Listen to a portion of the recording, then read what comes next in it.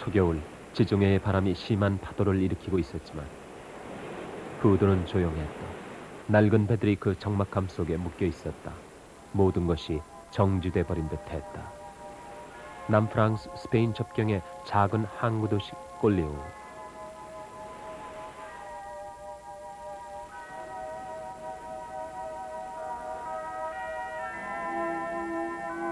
13세기 이전부터 있어온 이 낡고 한적한 도시는 얼핏 그토록 강렬한 야수파의 그림과는 아무런 상관도 없어 보였다. 그러나 이 도시엔 앙드레 드랭 거리, 앙리 마티스 광장이라고 명명된 곳들이 있다. 꼴레오는 야수파의 기수인 마티스와 드랭이 사물 고유의 색채를 해방시키고 야수파의 깃발을 올린 예술의 산실인 것이다. 마티스와 드랭은 서로 마주보고 상대의 얼굴을 그리면서 예술적 동지로서의 공감을 나누었다고 전한다.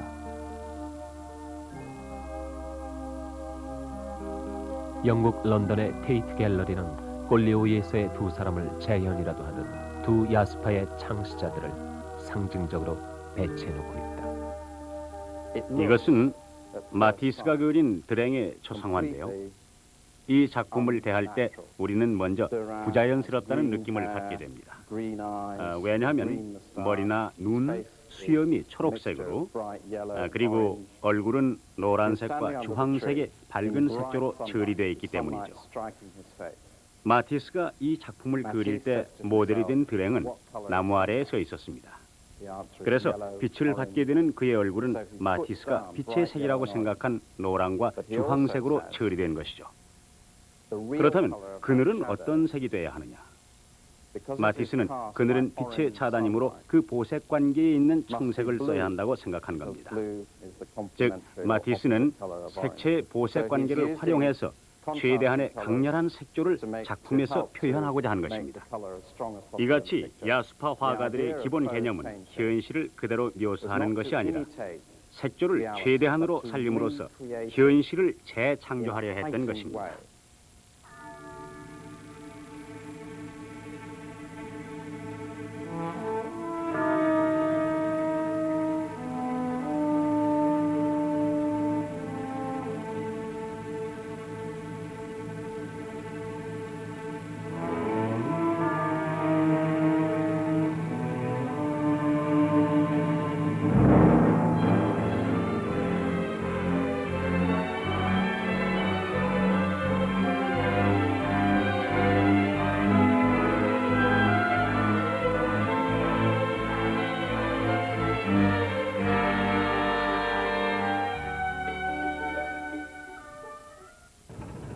오랜 세월 변함없이 흐르고 있는 세느강과 강을 가로지르고 있는 다리, 낮고 낡은 회색의 건물들, 그리고 강변의 노점들. 다리의 명성은 변하지 않았으므로 지켜지는 듯하다.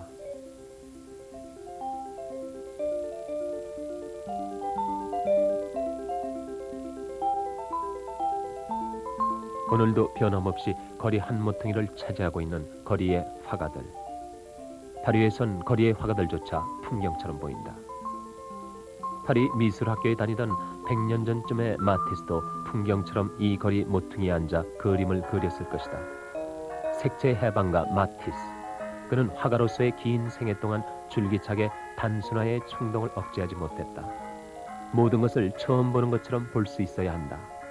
평생 동안 아이가 세상을 바라보는 것처럼 볼 수 있어야 한다고 생각했다.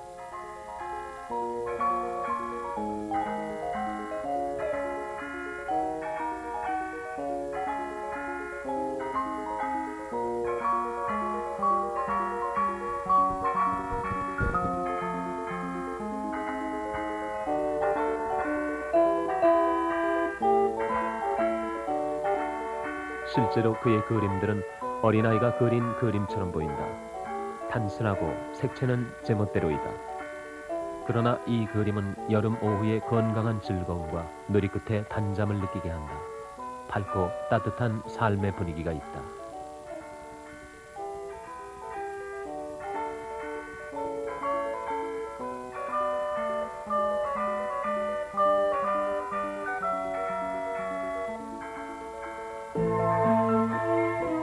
단순하고 화려한 원색으로 단숨에 완성한 듯이 보이는 마티스의 그림들. 여기에서 느껴지는 이 생생한 감동의 비밀은 무엇일까?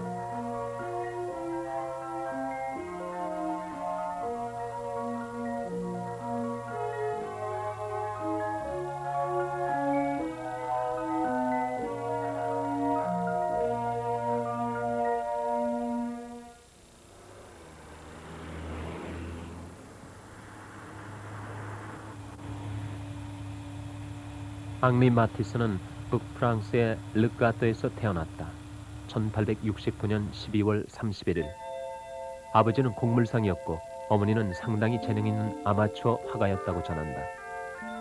한적한 지방도시의 곡물상인이었던 아버지가 앙리 소년에게 걸었던 기대는 매우 현실적이고 소박한 것이었다. 지방사회에서 존경받는 관리나 법률가가 되는 것. 아버지의 꿈은 실현되는 듯했다. 앙리가 법률가가 되는 착실한 모범생의 길을 걸어주었기 때문이다.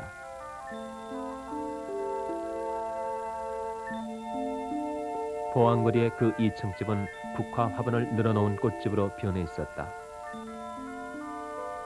어린아이처럼 세상 보기를 꿈꿨던 앙리 마티스가 평생을 통해 추억했을 유년의 집. 그 2층 집 한 모서리에 작은 팻말이 붙어 있었다. 유명한 화가 앙리 마티스가 그의 어린 시절을 이 집에서 살았습니다.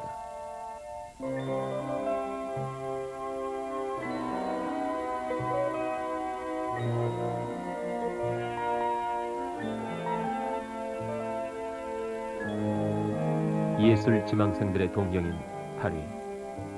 그러나 마티스가 처음으로 파리에 온 것은 법률 공부를 하기 위해서였다. 변호사를 지망했던 시골 청년 마티스가 청운의 꿈을 품고 유학했던 파리 일대학의 법률학부. 오늘도 여전히 법률학도들의 자부심이 자유, 평등, 박애의 그 장중한 교문을 드나들고 있다. 마티스는 이곳 까뜨에서 태어나 여기서 좀 떨어진 보행에서 어린 시절을 보내게 됩니다. 그리고 생깡땡이 있는 중등학교를 마치고 마티스는 파리 대학의 법률학부를 졸업하게 되죠. 마티스는 이같이 처음에는 법률가가 되기 위해 공부를 했고 졸업 후 2년 가까이 법률사무소에서 일하게도 됩니다. 이곳에 마티스가 태어난 집은 전쟁 때문에 없어졌고 부모님께서 살던 집만 남아 있습니다. 그런데 이 즈음에 마티스가 맹장염을 앓게 되고 그 회복 기간이 오래 걸려서 어머니께서 그림 도구를 선물합니다. 마티스는 법률사무소에서 일할 때도 이곳의 미술학교에서 가끔 수업을 받기도 했죠. 이때부터 마티스는 본격적인 미술의 길로 들어서게 됩니다. 그러니까 어떤 의미에선 아주 우연한 계기로 자기 속의 재질을 발견하게 된 것이죠. 이후 마티스는 법률가의 길을 그만두고 파리의 국립미술학교에 입학하게 됩니다.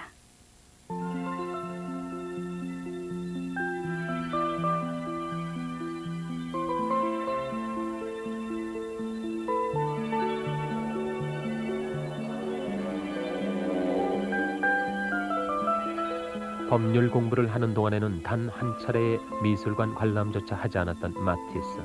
그의 두 번째 파리 입성은 미술 공부를 하기 위해서였다. 미술학도로 전향한 마티스가 본격적인 미술 수업을 시작한 파리 드라곤 거리의 아카데미 줄리앙. 그곳엔 마티스가 수업했을 당시의 간판이 그대로 붙어 있었다.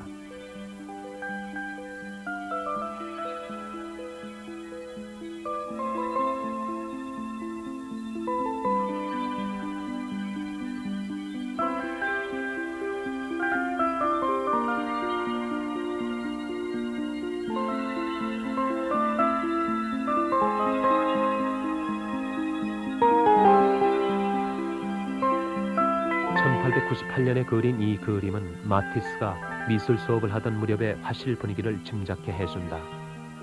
당시의 파리엔 새로운 조형에 도전하는 젊은 화가들이 근대 회화로의 돌파구를 찾으려는 움직임이 일고 있었다. 그들에게 인상파의 화풍은 이미 낡은 것이었다.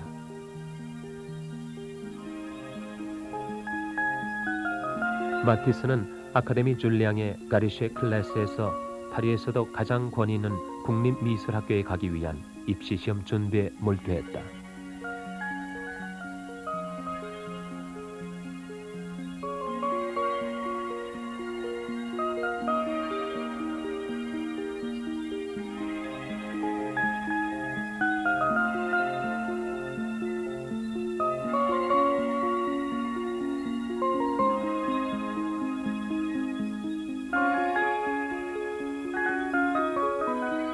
에콜 데 보자르, 국립미술학교. 이 엄격하고 권위적인 학교는 모든 미술학도들의 선망이었다. 변호사 수업의 마지막 단계에서 전격적으로 전향했던 마티스. 그는 본격적인 미술 수업을 시작한 지 불과 1년 만에 에콜 데 보자르에 당당히 입학했다.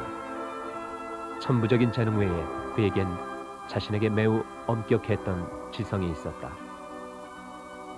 마티스는 이곳에서 그가 평생 잊지 못할 스승 모로를 만난다.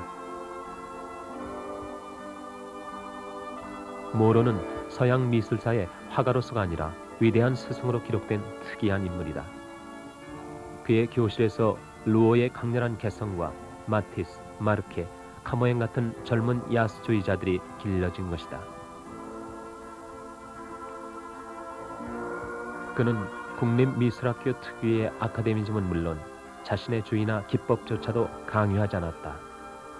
그가 요구한 것은 개성이었다. 그리고 그는 대번에 무명의 미술학도 마티스의 장래를 알아보았다. 마티스는 이곳에 오면서 모로의 교실에 등록하게 됩니다. 그 당시 모로는 젊은 화가들로부터 많은 존경을 받고 있었고 그 나름의 독특한 방법으로 작품 활동과 함께 교수로서의 임무를 행한 것이죠. 그때 모로가 마티스에게 한 말이 아주 유명합니다. 그것은 당신은 회화를 정화하는 성인이 될 것이오라는 말입니다. 당시의 화단은 전통적인 영향에서 벗어나 각종 새로운 조류들이 형성되고 독자적인 길들을 걷기 시작한 때입니다. 특히 이때는 인상주의 세력의 약화, 상징주의의 대두 등으로 화가들의 표현 양식이 훨씬 자유스러워졌다는 것입니다. 그리고 20세기에 들어서 살롱 도톤노의 야스파 전시회, 피카소와 그에 이은 큐비즘 등 양식의 다양성은 한마디로 말하기 어려울 정도입니다. 이 과정에서 마티스는 드랭, 플라멩크, 마르케 등과 함께 색조를 최대한으로 강조하는 야스파의 천막을 열게 되는 것이라고 말할 수가 있습니다.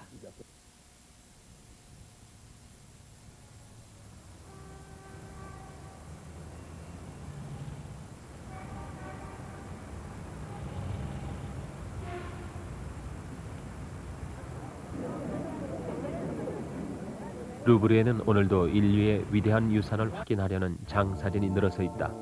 모로 역시 학생들에게 그것들을 확인하라고 권유했다.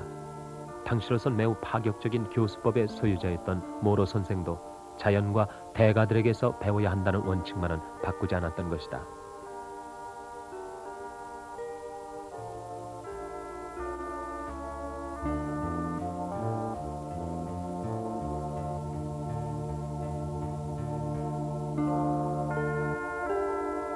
마티스는 날마다 루브르에 와서 르네상스의 거장들을 만났다. 미켈란젤로, 라파엘로, 다빈치. 마티스는 수없이 그들의 그림을 모사했다.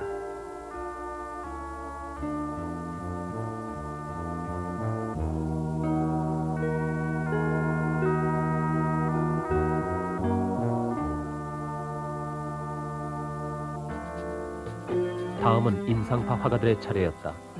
인상파의 대부 피사로에서 인상주의를 발견한 마티스는 이어 신인상파의 대가 세잔의 영향을 받는다.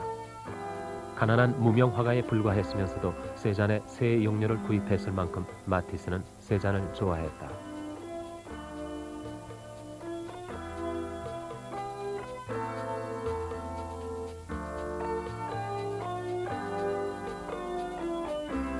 그러면서도 마티스 자신은 신인상주의의 작업에서 어떻게 탈피할 것인가를 꿈꾸었다. 그 무렵에 보게 된 고갱의 화면은 마티스에게 큰 충격이었다. 원색의 평면적인 처리. 마티스는 고갱의 화면에서 새 길을 찾았던 것이다.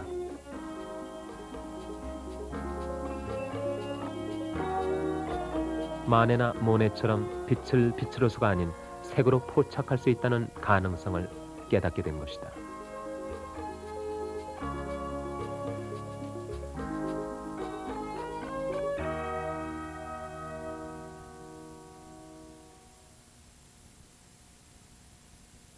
(1898년) 마티스는 결혼한다.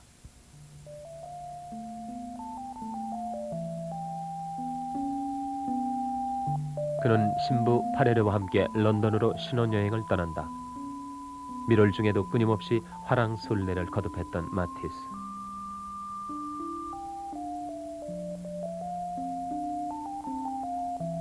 신혼여행지에서 그는 또 한 사람의 스승을 만난다.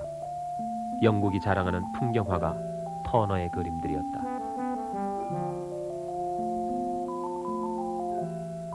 마티스는 터너의 작품에도 매료된다.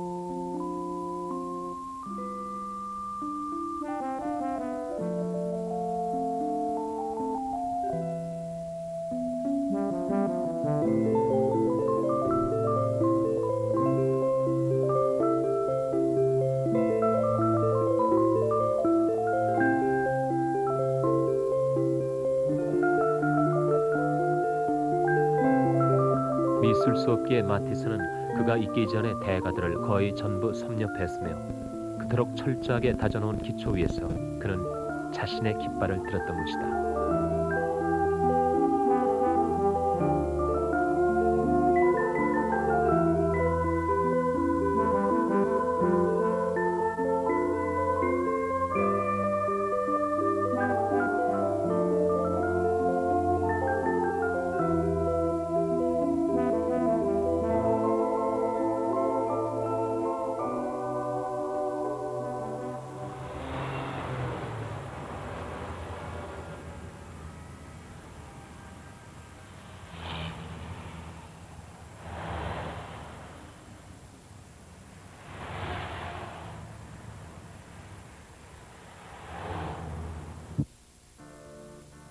그의 고향 르카토에 세워진 마티스 미술관은 수업기에 그가 어떤 과정을 거쳐 변모되어 가는가를 한자리에 모아 보여주고 있다.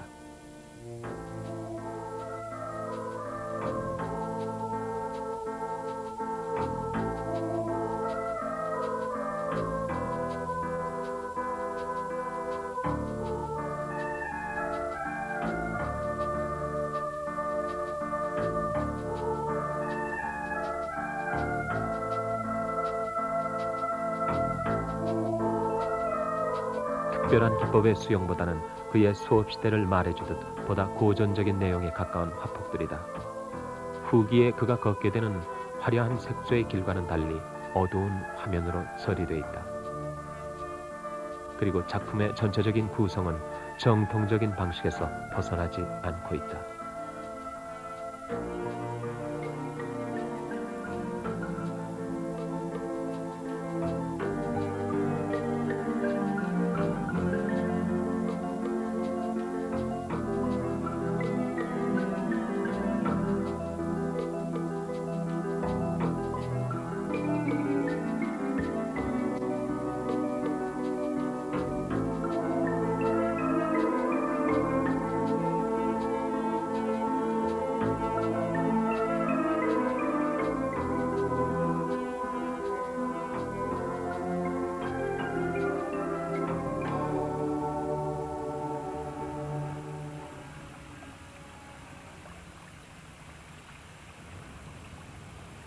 (1900년) 무렵에 이 거리에는 작은 모자 가게가 하나 있었을 것이다. 마티스의 젊은 아내가 생활비를 벌기 위해 열었던 작은 모자 가게. 지금은 그 자리조차 찾아보기 어렵다. 마티스가 이따금씩 리셀리웨 거리에 나가 행인들의 싸구려 초상화를 그리던 무렵이었다. 전람회에 출품했던 작품들은 호평을 받지 못했고 그럴 때마다 격려해주던 모로 선생마저 세상을 떠나고 그 무렵 마티스에겐 궁핍과 실패가 겹쳐 있었다. 그러나 그는 뒤늦은 출발점에 설 때부터 이미 고독을 체질화할 줄 아는 거인이었다. 남보다 늦었던 출발점을 돌이켜보면서 매일 공원에 나가 색채 실험을 거듭했다. 모로가 없는 에꼴데 보자르를 퇴교했던 그는 모자 가게를 하는 아내의 지원을 받으며 다시금 아카데미 카리에르에 나가고 있었다.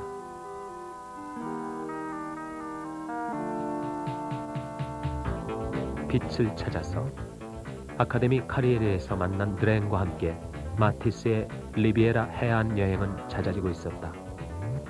지중해의 강렬한 햇빛 속에서 빛에 대한 관심을 키워갔다. 그러나 인상파 화가들과는 달리 빛을 밝음으로서가 아니라 색으로 포착하고 싶었다. 르노와르나 세잔의 영향을 자기 나름으로 소화하기 위해 노력했으며 신인상주의의 분할 점묘 기법을 섭렵했다.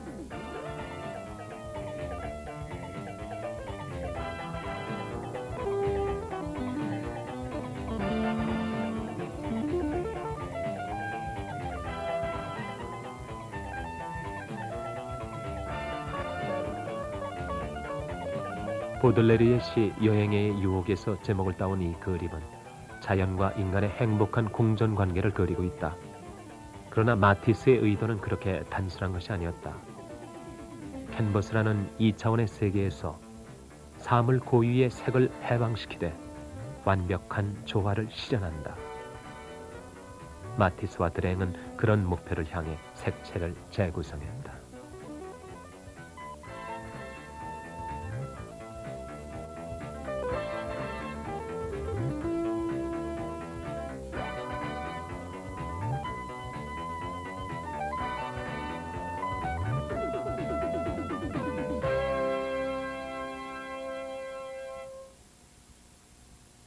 (1905년) 마티스 등의 젊은 야스파들은 그들의 색채 실험을 세상에 공표했다.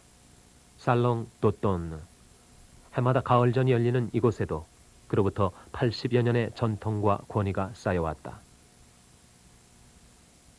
그러나 살롱 도톤의 그 전통은 반전통의 전통이다.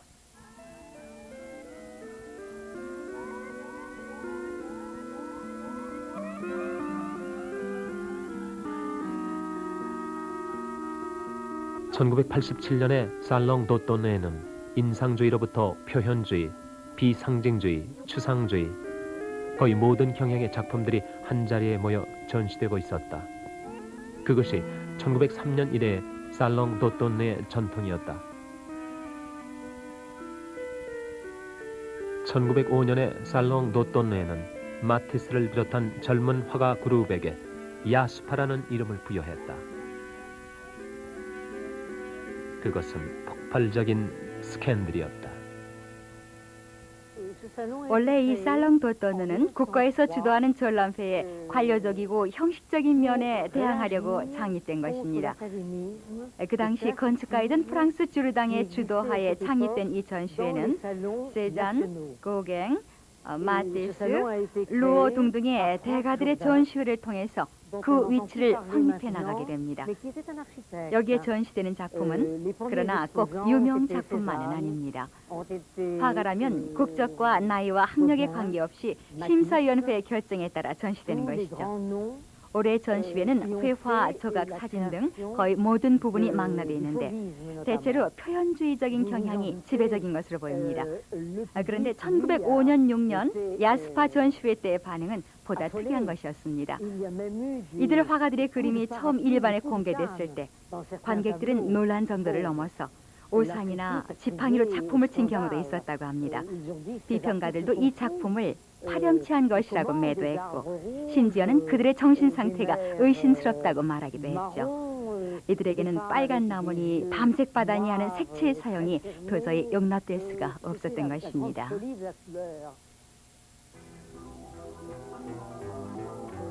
마티스는 그의 여름 꼴리오이에서 그린 두 점을 출품했었다.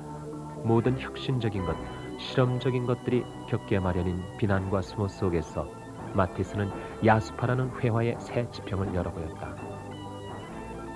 굵고 대담하고 격렬하고 빨강과 녹색의 대비가 강렬한 색광을 발산하는 꼴리오이의 창.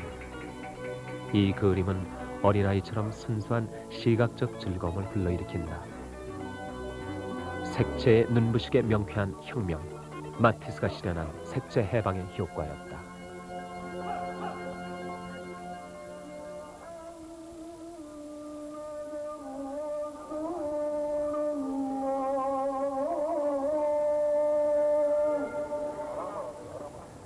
(1906년) 마티스는 북아프리카를 여행한다.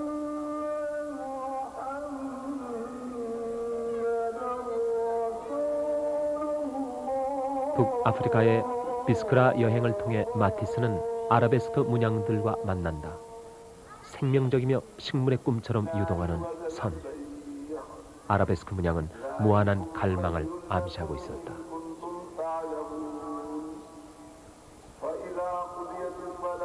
아라비아의 카페트 시장에서 마티스는 보는 대로 아라베스크 무늬들을 사들였다.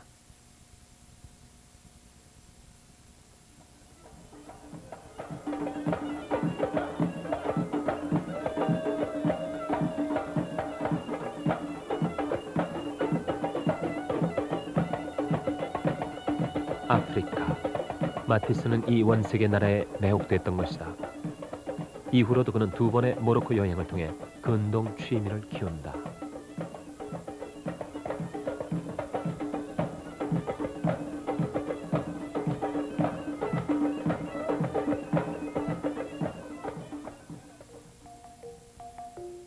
아프리카 여행에서 돌아온 그는 아트리에의 한 모서리를 아랍 토후의 궁궐처럼 꾸며놓고 작업했다.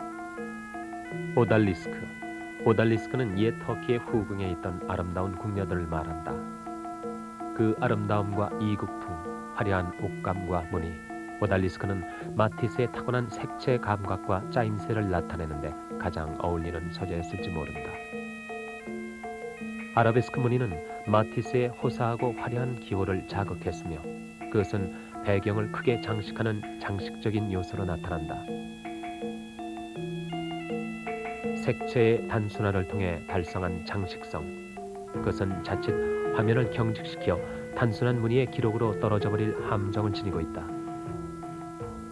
마티스는 이 단순성의 세계에 리듬을 주어 오히려 생기 있는 세계로 변화시켜 놓고 있다.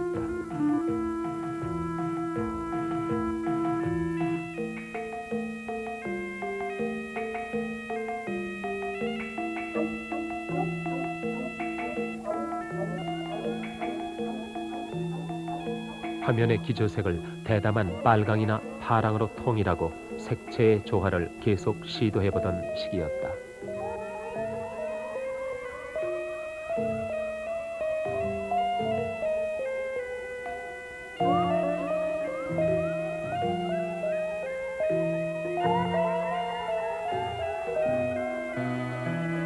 테이블도 벽도 의자도 모두 빨갛게 타오르고 있다. 마티스의 관능과 정서가 순수하게 표현된 작품이다. 오른쪽 벽에 붙어있는 그림은 화가 자신이 그렸던 파인애플이라는 그림이다. 마티스에겐 그림 속에 그 이전에 그렸던 자기 그림을 그려놓고 즐기는 버릇이 있었다.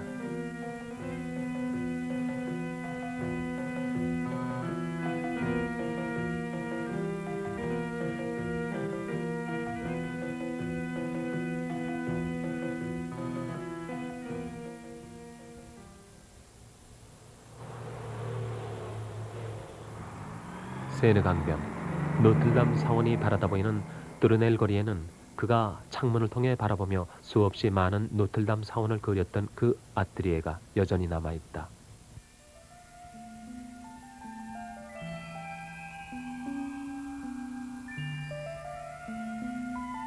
원시적인 감각이 주는 감동, 호화와 장식의 즐거움을 꿈꿨던 화가의 공간이다.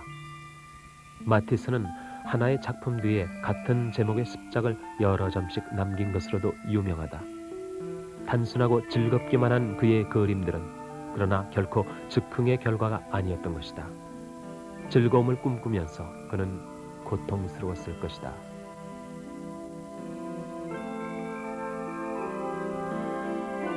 그림을 그릴 때 온갖 소도구들을 동원하던 화가의 방에는 그의 손길이 닿았을 그것들이 여전히 남아 34년 전에 죽은 화가의 존재를 알리고 있었다. 지금 이 방에 있는 가구, 특히 이 소파는 아주 낯익은 건데요. 마티스의 작품에서도 봤습니다. 네, 이 방에 있는 대부분의 책이니 가구, 소품들은 저희 할아버지의 소지품입니다. 할아버지께서는 이런 모든 물건뿐 아니라 다른 화가들의 작품들을 소중히 간수하셨고 특히 작품들은 아주 꼼꼼하게 분석하시곤 했죠. 질문하신 이 소파는 꽤 오래된 것인데 할아버지께서 많은 작품에 이것을 사용했습니다. 오달리스크 시리즈의 작품에서 여러분이 자주 볼 수 있는 것이죠. 예. 그럼 이 사진에 대해서도 설명을 해주시죠. 어린 시절 사진인데요. 예, 어디? 예, 이 사진은 1936년에 니스에서 찍은 겁니다. 그때 제 부모님께서는 외국에 가 계셨기 때문에 제가 할아버지와 함께 살고 있었죠. 저희 할아버지는 미술에서뿐 아니라 모든 면에서 지식이 풍부했고 또 매우 엄격한 분이었습니다. 거짓말과 확실치 않은 태도를 용납하지 않았죠. 그렇지만 그런 엄격한 교육 외에는 매우 활발했었고 늘 자상한 모습을 보여주셨습니다. 또 하나 기억에 남는 일은 할아버지께서 붓 대신에 가위로 색종이 그림을 만드신 일입니다.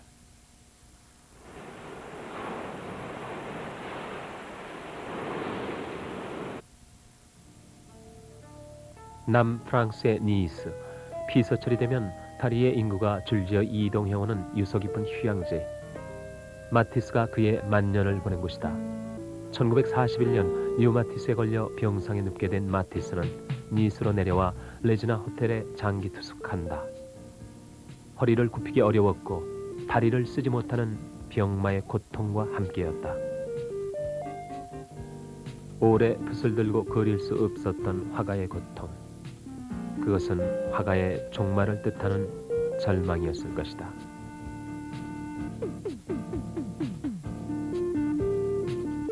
그로부터 40여 년, 레지나 호텔은 아파트로 바뀌어 있다.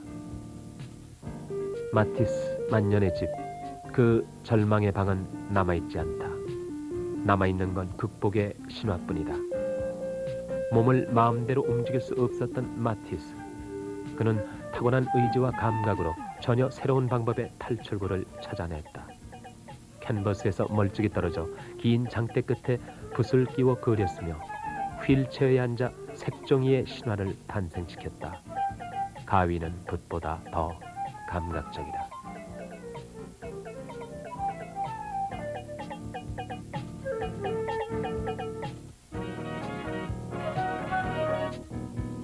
색종이 그림은 그의 색채적 천재성과 자유분방한 감각을 유감없이 발휘하게 해주었다. 순수한 색과 형태의 완벽한 조화. 평면적이고 단순하면서도 장식성이 높은 세계를 추구했던 마티스. 그의 이념에는 유화보다 색종이를 오리는 방식이 더욱 밀접하게 맞았을지 모른다. 선과 색이라는 두 가지 수단을 결합시켜 궁극적으로는 하나가 되어야 하는 것이 회화의 세계가 아닌가. 그렇다면 색종이 오리기는 출발이 아니라 도달이다.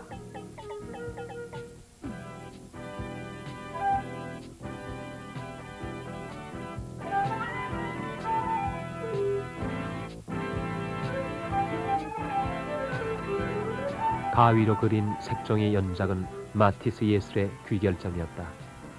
색종이를 오려붙이는 것으로 끝이 나버리는 그림. 그것은 화가에게 있어 얼마나 무서운 세계인가.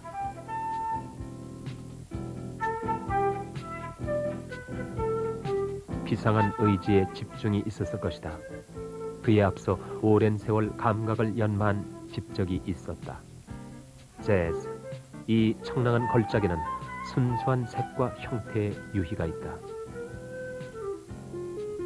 색채 화가이며 동시에 타고난 구성력의 소유자였던 마티스. 그는 가위와 색종이로 그린 극도의 단순성 속에서 가장 순수한 색과 형태의 결합을 실증해 보인 셈이다.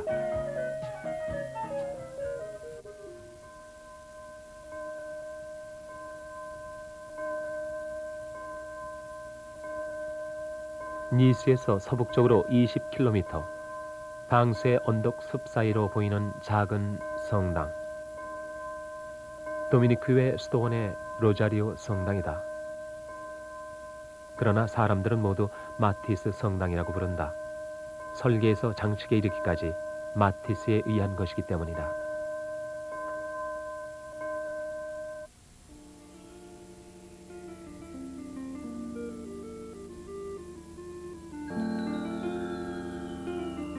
지붕 위에 올려놓은 십자가부터 철저하게 마티스 기법을 느끼게 한다.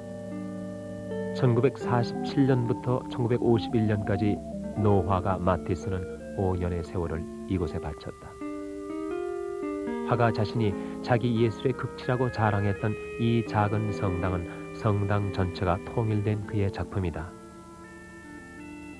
그러므로 부분적으로 이 성당을 살펴보는 건 무의미하다. 성당 벽화의 단순한 선과 스테인드 글래스의 청록황의 색채를 함께 봐야 비로소 마티스 예술의 도달점을 깨닫게 되는 까닭이다.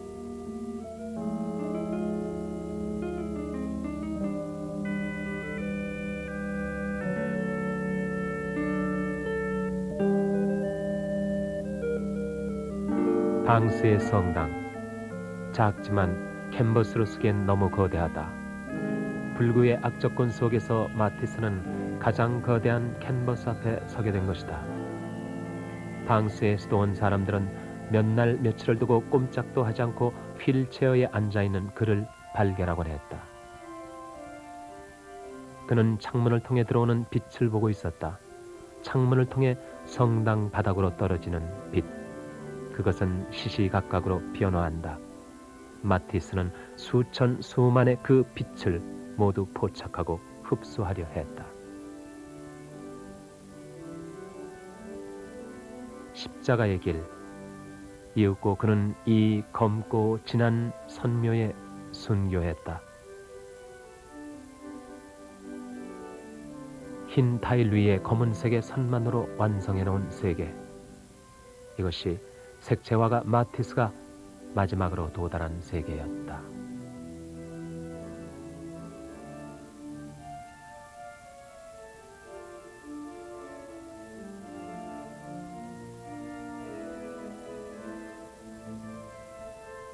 색채를 알게 된다는 것은 곡간의 입구에서 곡간 안으로 들어가는 것과는 사정이 다르다.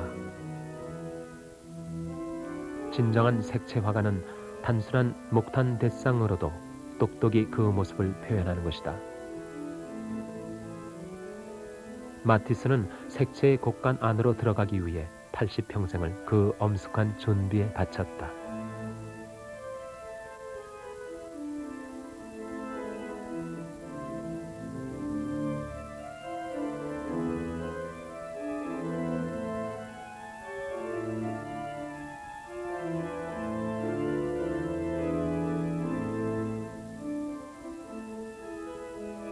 마티스 이전에 이토록 단순하고 명쾌하게 십자가의 고난을 표현한 화가가 있었는가? 마티스의 세계는 보는 이에게 고통을 주지 않는다. 그러기 위해 화가 자신은 자신의 고통을 철저하게 감추어야 했다. 고통은 온전히 화가의 몫이었을 뿐이다.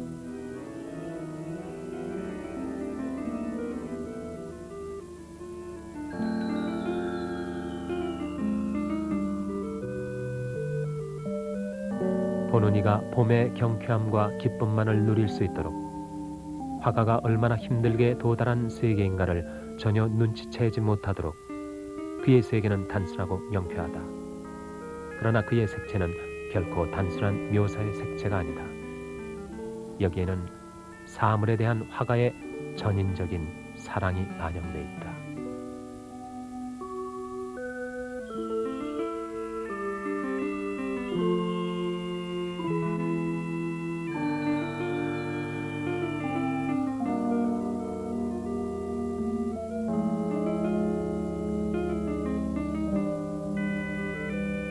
예술가가 자기 예술에 대해 사랑을 품을 때 그것은 곧 고통이 된다.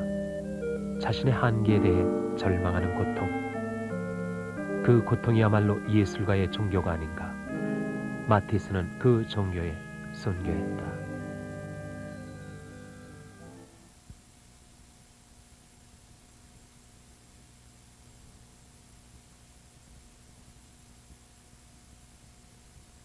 미풍이 꽃잎을 쓸고 지나갔다. 죽음의 순간까지 정진을 게을리하지 않았다고 전해지는 앙리 마티스. 예술의 순교자. 그의 무덤은 쓸쓸해 보였다. 묘석은 그의 생애가 그랬던 것처럼 엄격하고 네모 반듯하게 누워 있었다. 1954년 11월 3일 니스에서 사망. 앙리 마티스는 85세의 생애를 마쳤다.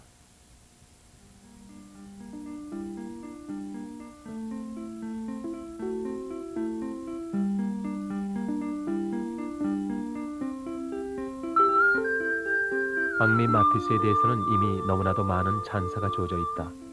그것은 당연하다. 화포라는 한정된 투기장 위에서 마티스만큼 훌륭하게 감각의 모든 빛을 해방하고 동시에 질서의 승리를 실현해낸 화가는 없기 때문이다. 색채의 해방가 앙리 마티스, 그는 예술의 혁명가였다. 마티스가 일으켜놓은 현대 회화의 혁명, 그 혁명의 힘은 어디로부터 온 것인가? 끊임없이 자기 자신에게 절망할 줄 알았던 바로 그 절망의 힘이 아니었을까?